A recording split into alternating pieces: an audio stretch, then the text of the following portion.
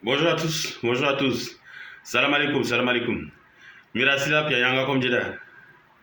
Oyo yanga.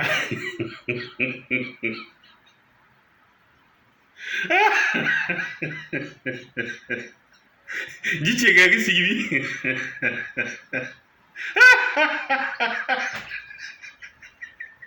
Ya kakuya kukuya kukuya yo bakuya yo. Non, les gars, là, chaque fois qu'on pense qu'on a atteint un niveau, il creuse, il creuse.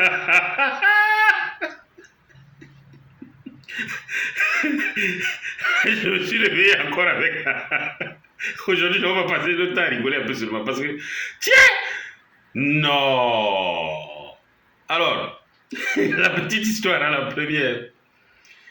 En N'Djamena, il y a deux grands cimetières. Il y a le cimetière de la Madi, dit cimetière musulman. Il y a le cimetière des athées, des chrétiens, des animistes et même des musulmans aussi parce que je connais des musulmans qui sont enterrés à Toukra.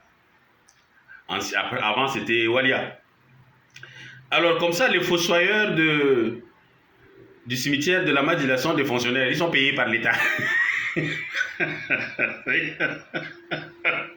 Alors, Dipia, ils ne voulaient pas qu'on sache lui.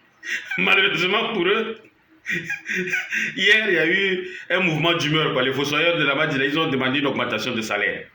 Alors, notre cher frère de Koutou, Ali Haroun Djirambete, oui, vous savez que c'est un Gambaï, non? Ali Haroun Djirambete, il est parti les voir pour négocier. Donc, ils ont trouvé un terrain d'entente. C'est comme ça que l'histoire est sortie. Donc, même dans la mort, il y a la ségrégation. Parce que de l'autre côté, si vous vous démerdez, hein, c'est vous qui payez les gars pour creuser. Hein. Mais là-bas, à la Madi, l'État les prend en charge. J'ai un oncle. Non, comme on dit chez nous, c'est-à-dire que quand on parle de la mort, là, il faut rigoler. Mais c'est quand on dit que quelqu'un a faim qu'il ne faut pas rigoler. Mais c'est qui se passe au Tchad? J'ai un oncle qui est aux États-Unis. De temps à autre, donc je lui donne des informations. Donc je l'ai appelé, je lui ai dit, écoute, voilà ce qui se passe au Tchad par rapport au cimetière de la Madi, au cimetière de Toukra. Et il avait l'air de pas trop me croire. Donc je lui ai envoyé l'article. Donc quand j'envoie l'article, il me rappelle en séance tenante. Il me dit, ça fait 2 jours que lui et sa femme ne se parlent pas. Alors, est-ce que j'ai causé avec sa femme? J'ai dit non. Pourquoi? Il me dit parce que il a l'impression que je cherche à ce qu'il ait un AVC. Je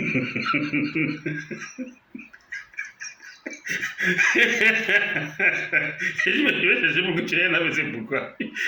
Il me dit, mais le plus calmement du monde, hein. Il me dit, il devait aller au travail, mais là, il va aller voir son notaire pour le changer. Au début, il avait dit que s'il meurt, là, qu'on ramène son corps au Tchad. Mais là, il va changer pour qu'on l'enterre en Amérique. Et il me serait gré de ne plus jamais lui donner les nouvelles du Tchad.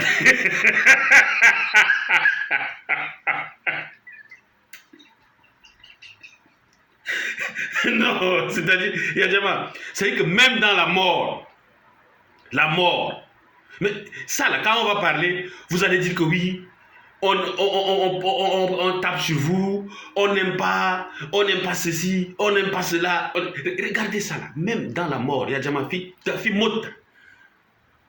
Donc, on a ça, donc, la madida, kay kafum, et kay kafum be mois, par mois. Ou an na dola na tukra dola, inti debur bas.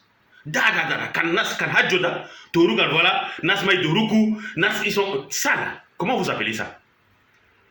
Ségrégation. Je croyais qu'on avait tout vu quand on avait appris que les chameaux à Amdjara sont payés. On s'est dit, bon, c'est chez le maréchal.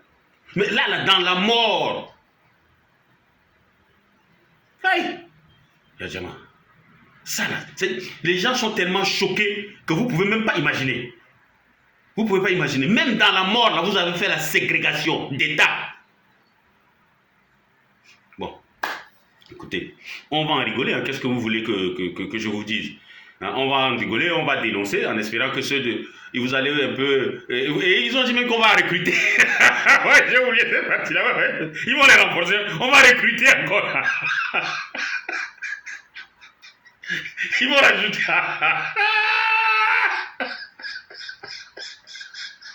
Mais recruter aussi à tout craint.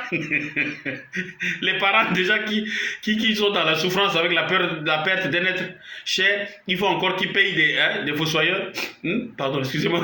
C'est l'émotion. Tu te réveilles le matin, tu tombes sur des choses comme ça. C'est comme, là, ils sont arrivés pour l'ambassade. Il y a une clause que beaucoup de gens n'ont pas vue. C'est que pour faire ton passeport, il faut amener 3 témoins. Oui, oui, il faut qu'il y ait 3 personnes qui disent que voilà, tel là, il est tchadien, quoi. Donc j'ai mon cousin qui est arrivé de, comment on appelle, d'Orléans. Alors, regardez, il s'appelle Mbaye Tougatel, Mbaye Rayana Crispin. Quand tu écoutes ce nom-là, tu penses que quelqu'un d'autre va chercher quoi. Excuse-moi, Crispin. Mbaye Tougatel, Mbaye Rayana Crispin. On lui a dit, il a oublié, on lui a demandé 3 témoins. Pour dire que oui, est-ce que tu es tchadien? Qui va chercher notre nationalité là? Le gars, il était en boule. Finalement, il a pu trouver 2 ou 3 personnes. Vous savez, je connais qu'une seule personne au monde qui a supplié à genoux pour être tchadien. Je ne vais pas dire son nom parce qu'il a supplié Ngarta à genoux. Vous pouvez demander au vieux Antoine Bangui, il est vivant. Il a supplié Ngarta à genoux pour avoir la nationalité tchadienne. Pardon, excusez-moi. Et quand Ngarta lui a donné, lui a créé tous les problèmes. Son fils est même ministre, il parle beaucoup comme ça. À genoux. Le vieux Antoine Bangui est là. Vraiment. Hein?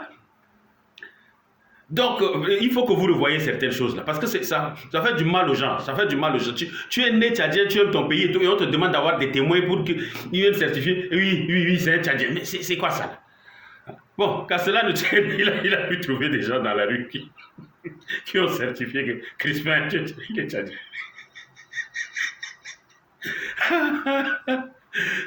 Bon, j'espère que mon oncle ne verra pas cette vidéo pour finir. Parce qu'aujourd'hui, j'ai décidé qu'on rigole un peu pour finir.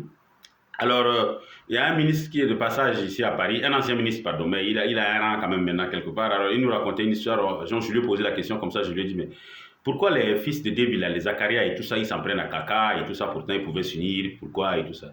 Il me dit, ils ne l'ont pas vu venir comme président. Donc, voilà. Alors, un jour, il me dit, d'après lui, que Zacharia était un peu fâché. Il dit oui, que normalement, c'était pas Kaka qui devait être président. Bon, il a sorti une litanie de défauts et tout. Et pour conclure, et en plus, dans son compte, il n'avait que 10 milliards. Dans son compte, il n'avait que 10 milliards. Donc, c'est ça qui le choque, quoi. Bon, tonton, regarde ma vidéo.